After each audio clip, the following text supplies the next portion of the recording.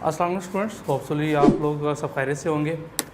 Chapter number 3 हम पढ़ रहे थे। चैप्टर नंबर 3 का थोड़ा सा हम पेपर पॉइंट ऑफ व्यू से इसकी बात कर लेते हैं। पहले पेपर पॉइंट ऑफ व्यू में जो चैप्टर 3 है वो आपके टोटल 13 मार्क्स जो है वो कैरी करता है।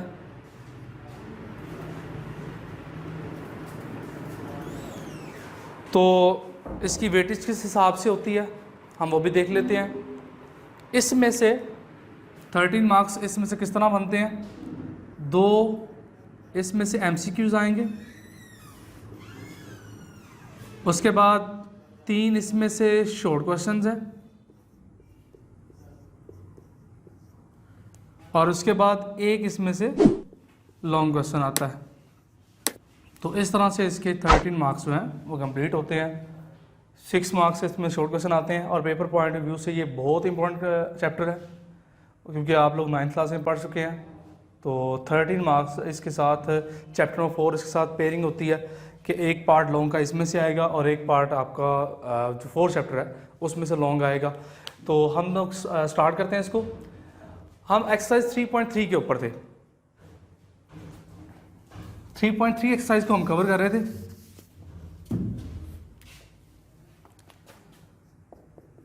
तो उसमें हम पढ़ क्या रहे थे, प्रॉपर्टीज ऑफ डिटर्मिनेंट्स को हम पढ़ रहे थे। मतलब कि डिटर्मिनेंट्स की प्रॉपर्टीज को यूज करते हुए हम लोग क्वेश्चन सॉल्व कर रहे थे। तो क्वेश्चन नंबर 3 का फर्स्ट पार्ट जो था ये बजाते खुद एक प्रॉपर्टी है, एक तरह की प्रॉपर्टी जिसको हमें प्रूव करना पड़ेगा। तो ये लास्ट टाइम हमारा ये क्वेश्चन रह गया था, क्योंकि ये क्वेश्चन थोड़ा सा लेंथी है, इसलिए आज हम इसको डिस्कस करने लगे हैं। तो शुरू करते हैं जी। तो लेफ्ट हैंड साइड कंसीडर कर लेते हैं। A11, A12,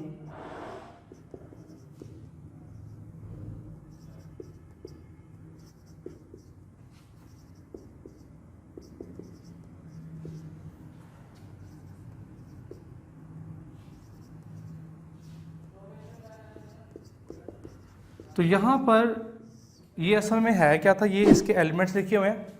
ये एलिमेंट A11 क्या बताता है हमें, A11 हमें ये बताता है ये कि ऐसा एलिमेंट है जिसकी फर्स्ट रो है और फर्स्ट कॉलम है इसका। अगर इसकी तरफ चले जाएं, A12 की तरफ चले जाएं, तो इसका मतलब क्या होगा, इसका मतलब होगा first row and second column. और ये एलिमेंट जो है ये एक ही एलिमेंट है, ये 2 एलिमेंट नहीं आपने इसको कंसीडर करना, इसको एक ही एलिमेंट आपने कंसीडर करना है। तो ये एक एलिमेंट ऐसा है जिसकी फर्स्ट रो है और थर्ड कॉलम है इसका। तो प्रूफ क्या करना है हमें, हम अपने रिजल्ट की तरफ देखते हैं कि जो हमें चीज़ लेके आनी है, ये चीज़ तो दी हुई है, हमें जो चीज़ लेके आनी है वो ये है। मतलब कि इसको हमने ब्रेक करना है 2 डिटर्मिनेंट की फॉर्म में, इस तरह से हमें इसको ब्रेक करना है इसको। तो देखिए जी, अगर आप देखें ये कॉलम 1 ये इसी तरह आ रहा है, ये कॉलम 2 ये इसी तरह आ रहा है, कॉलम 3 जो एडिशन से पहले हिस्सा है वो इसके साथ आ रहा है, जो एडिशन के बाद वाला हिस्सा है वो इसके साथ आ रहा है। मतलब कि दोनों में अगर देखा जाए तो कॉलम 1 दोनों में सिमिलर है। मतलब कि कॉलम 1 ये, कॉलम 2 ये, कॉलम 1 कॉलम 2 ये दोनों क्या हैं, आपस में सिमिलर हैं। सिर्फ फर्क क्या आ रहा है कि ये जो थर्ड कॉलम था उसमें जो एलिमेंट्स ऐड हो रहे थे उनको जब हमने एडिशन से सेपरेट किया है, तो सेपरेट होने के बाद जो एडिशन से पहले था वो एक अलग डिटर्मिनेंट बन गया और एडिशन के जो बाद है वो एक अलग डिटर्मिनेंट बन गया। हमें ये प्रूव करना है। तो देखिए जी, फर्क कहाँ पे आ रहा है, फर्क सिर्फ थर्ड कॉलम के ऊपर आ रहा है।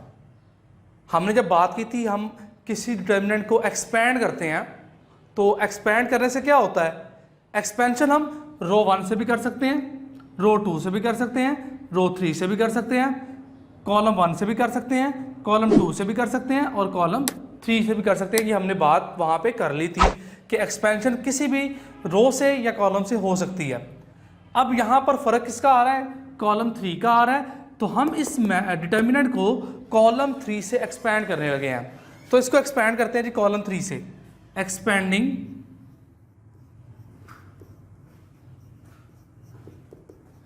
बाय C3 इसको C3 से एक्सपेंड करने लगे हैं, और C3 से एक्सपेंड क्यों करने लगे हैं? क्योंकि इसमें से फर्क जो है वो C3 में से आ रहा है,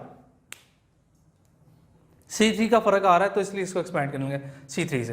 तो क्या आएगा जी, ये आ जाएगा C3। ये फर्स्ट एलिमेंट है, इसको चले मैं हाईलाइट कर देता हूँ एक दफ़ा। ये पहला एलिमेंट है इसका, तो पहला एलिमेंट वैसे का वैसा लिखेंगे। तो क्या तरीकाकार था, देखें जी, पहला एलिमेंट लिखा A13 और α13, ये पहला एलिमेंट लिख दिया। उसके बाद क्या लिखते हैं, ये जिस रो में और जिस कॉलम में है उसको ख़त्म करेंगे। तो इसको भी देख लेते हैं किस रो में और किस कॉलम में आता है। तो ये इसकी ये रो बन रही है, फर्स्ट रो बन रही है इसकी, और इसका कॉलम कौन सा बन रहा है, फर्स्ट कॉलम बन रहा है। तो इसका मतलब है जिसको मैंने हाईलाइट किया है वो पोर्शन इसमें से डिलीट हो जाएगा, और जो पोर्शन रह गया है, ये वाला पोर्शन जो रह गया, ये पोर्शन, ये हम इसके साथ डिटर्मिनेंट में लिख देंगे। चलिए इसको लिख देते हैं। तो ये क्या बन जाएगा, ये बनेगा A21, A22, A31 और A32, ये आ गया। उसके बाद हमें ये भी पता है कि फर्स्ट एलिमेंट प्लस का आता है और सेकंड एलिमेंट किसका आता है, माइनस का आता है। तो ये माइनस लगाएंगे और यहाँ पर क्या लिखेंगे, सेकंड एलिमेंट। तो ये आएगा A23 प्लस α23 है। और अब फिर वही बात आ गई, अब इसको हम देख लेते हैं किस रो में और किस कॉलम में आता है।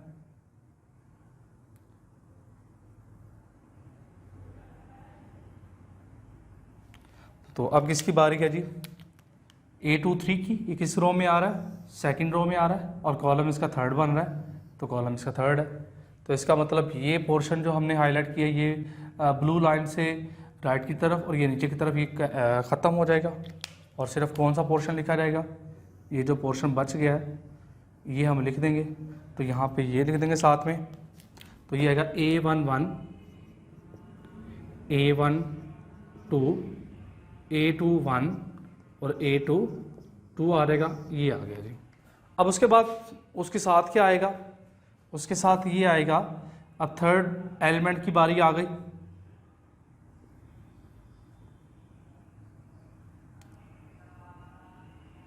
तो लास्ट एलिमेंट भी लिख देते हैं, क्या आएगा जी, प्लस आ जाएगा। प्लस में क्या आएगा, ये लास्ट एलिमेंट जो है A33 और प्लस α3 आएगा, और इसके साथ मल्टीप्लिकेशन में नीचे लिख रहा हूँ इसको साथ में, ये साथ में इसके साथ मल्टीप्लाई होगा। तो हम इसको भी देख लेते हैं कौन सी रो बन रही है, थर्ड रो है और थर्ड ही कॉलम है। ये थर्ड रो बन रही है और थर्ड कॉलम बन रहा है।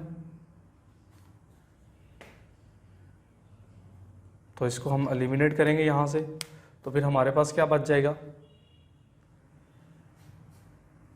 यहाँ पे थोड़ी सी मिस्टेक है, यहाँ इसको हमने C3 से एक्सपेंड किया था। तो 1 by 1 प्रोसेस क्या किया कि C1 का C3 का पहला एलिमेंट लिखा, जिस रो में है और जिस कॉलम में है उसको एलिमिनेट कर दिया। उसके बाद जो बच गया उसको डिटर्मिनेंट की फॉर्म में लिख दिया। उसके बाद सेकंड एलिमेंट क्या आता है, माइनस का आता है। ये जिस रो में होगा और जिस कॉलम में होगा हम उसको एलिमिनेट कर देंगे, तो हमारे पास ये आ गया। उसके बाद लास्ट वाला एलिमेंट प्लस, ये लास्ट वाला एलिमेंट है, ये जिस रो में है और जिस कॉलम में होगा उसको एलिमिनेट कर देंगे। बाकी जो पोर्शन बच गया उसको हमने डिटर्मिनेंट की फॉर्म में लिख दिया। उसके बाद अब इनको सेपरेट कर लेते हैं। सेपरेट किस तरह से करना है, आपने इसको सेपरेट इस तरह करना है कि आप ये देख सकते हैं कि यहाँ पर सारे ए यूज़ हो रहे हैं। थर्ड कॉलम की बात कर रहा हूँ क्योंकि दोनों में फ़र्क जो है वो थर्ड कॉलम का ही आ रहा है। इनका फर्स्ट कॉलम और सेकंड कॉलम तो सेम है, इसकी ज़रूरत ही नहीं है। थर्ड कॉलम में फ़र्क नज़र आ रहा है, तो हम थर्ड कॉलम के लिहाज से इसको एडजस्ट करते हैं। तो ये क्या आ रहा है, ये ए सारे आ रहे हैं और इसमें सारे क्या आ रहे हैं, अल्फाज आ रहे हैं। तो आपने करना क्या है, इसमें से भी आपने ए वाले एलिमेंट सेपरेट कर लेने हैं और अल्फाज वाले एलिमेंट्स जो है वो सेपरेट कर लेने हैं। तो पहले हम इसको मल्टीप्लाई कर देते हैं। तो मल्टीप्लाई किस तरह करते हैं, तो अब इसको मल्टीप्लाई करते हैं 1 by 1। तो इसको मल्टीप्लाई करेंगे, ये आएगा A13, तो ये आएगा A13 और साथ में क्या आएगा, डिटर्मिनेंट आएगा A21, A22, A31 और A32 आएगा। उसके बाद अब ये A13 मल्टीप्लाई हुआ तो अल्फ़ा 13 भी तो मल्टीप्लाई होगा इससे, तो अल्फ़ा 13 से मल्टीप्लाई होगा तो ये आएगा प्लस अल्फ़ा 13 और इसके साथ यही पोर्शन आ जाएगा A21, A22, A31 और A32 आएगा। ये आया जी आपके पास। उसके बाद क्या आएगा, उसके बाद आप इसकी तरफ चलते हैं, ये माइनस का मल्टीप्लाई होगा, ये माइनस A23 मल्टीप्लाई हुआ, किसके साथ मल्टीप्लाई होगा, ये A11, A12 और उसके बाद A31 और A32, ये आ गया जी। अब इसको मैं नीचे लिख रहा हूँ, इसको मल्टीप्लाई करूँगा अल्फ़ा 23 भी मल्टीप्लाई होगा तो ये आएगा माइनस, ये इसी का पार्ट है, अल्फ़ा 23 आएगा और उसके साथ भी यही आ जाएगा A11, A12, A31, A32 और उसके बाद क्या आएगा, ये यहाँ तक इसको मल्टीप्लाई कर लिया। लास्ट वाला भी ज़रा देख ले, तो लास्ट वाले पे आ रहा है A33 आ रहा है, तो A11, A12, A21, A22 यहाँ ये आ गया।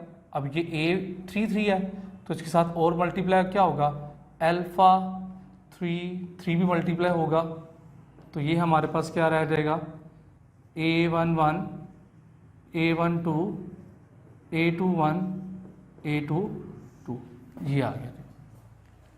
टोटल 6 टर्म्स हैं।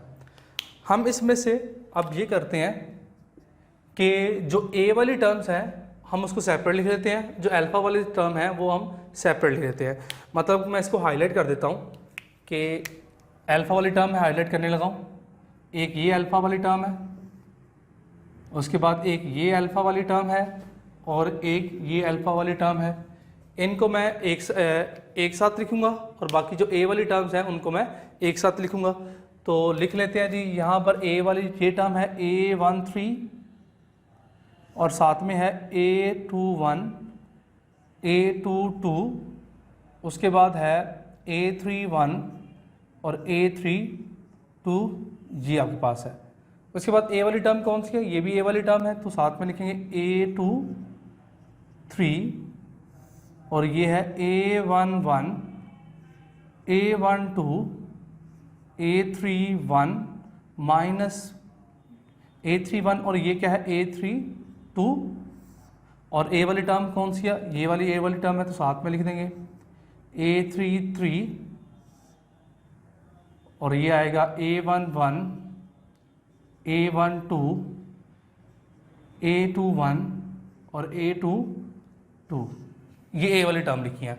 उसके नीचे मैं अब अल्फ़ा वाली टर्म लिखने लगा हूँ। अल्फ़ा वाली टर्म कौन सी है, एक ये है टर्म है, तो ये आएगा, तो उसी तरह से आप लिखते हैं, जहाँ पे A लिखा हुआ है ना, ये A13 है स्टार्ट में, आप उसको अल्फ़ा कर दें, तो यहाँ पे आएगा अल्फ़ा 13 और साथ में यही आ जाएगा A21, A22, A31, A32, ये आ गई। उसके बाद क्या आएगा, माइनस अल्फ़ा 23 आएगा और साथ में आएगा A11, A12, A31, A32 और ये प्लस यहाँ भी अल्फ़ा लिखेंगे तो अल्फ़ा 3 आएगा और ये आएगा A11, A12, A21 और A22। उसके बाद अब ये आपके पास एक डिटर्मिनेंट बन रहा है और ये भी आपके पास एक डिटर्मिनेंट बन रहा है। इसको ज़रा कंपेयर कर लेते हैं अपने क्वेश्चंस के साथ। अगर आप क्वेश्चन देखें जो लेफ्ट हैंड साइड हमने कंसीडर की थी जब इसको एक्सपैंड किया था C3 से, तो C3 का ये एलिमेंट आया था और साथ में क्या आया था, ये आपके पास आया। उसके बाद C3 का ये एलिमेंट आया, उसके बाद ये आपके पास डिटर्मिनेंट आया, और C3 का लास्ट एलिमेंट आया और ये आपके पास डिटर्मिनेंट आया। तो दोनों को कंपेयर करके देखें ज़रा, इसको ज़रा कंपेयर करें, इसको फर्स्ट वाले को जो मैंने हाईलाइट किया नीचे, ये A13 है, चलिए आप A13 ये लगा लें, और उसके साथ देखें ये जो पोर्शन लिखा हुआ है, ये पोर्शन और ये पोर्शन सेम है।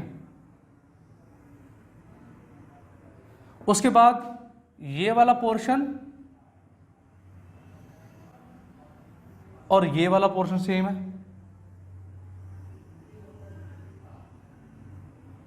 और लास्ट में ये वाला पोर्शन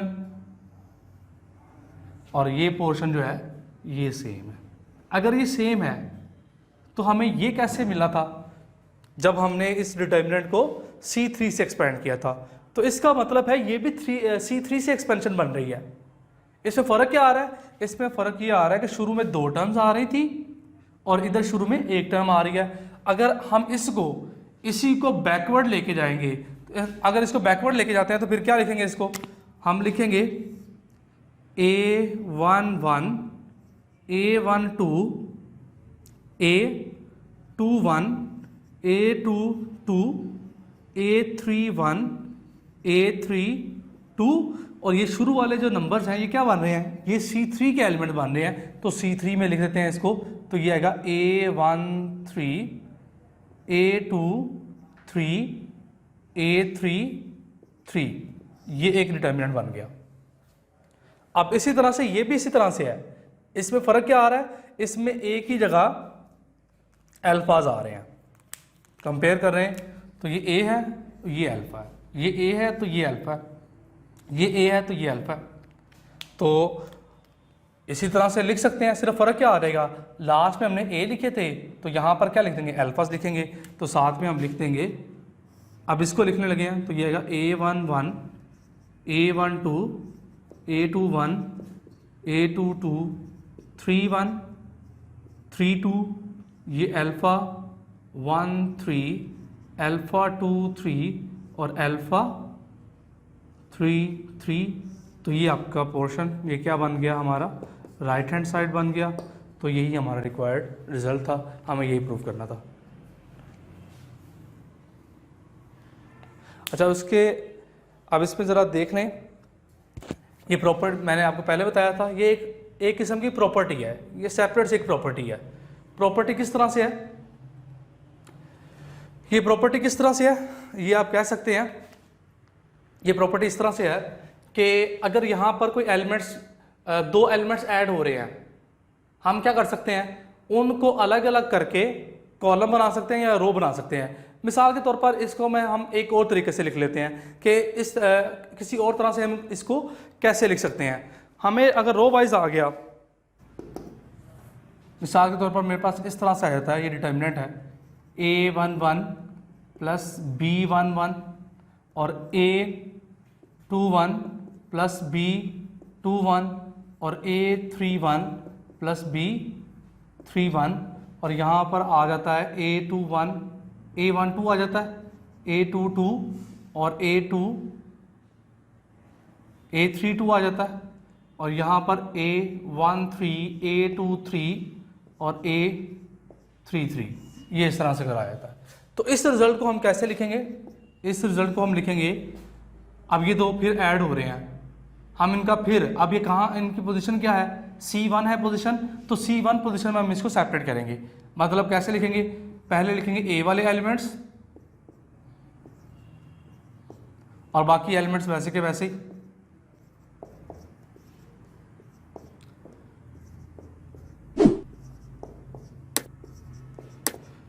और उसके बाद क्या लिखेंगे? प्लस लिखेंगे।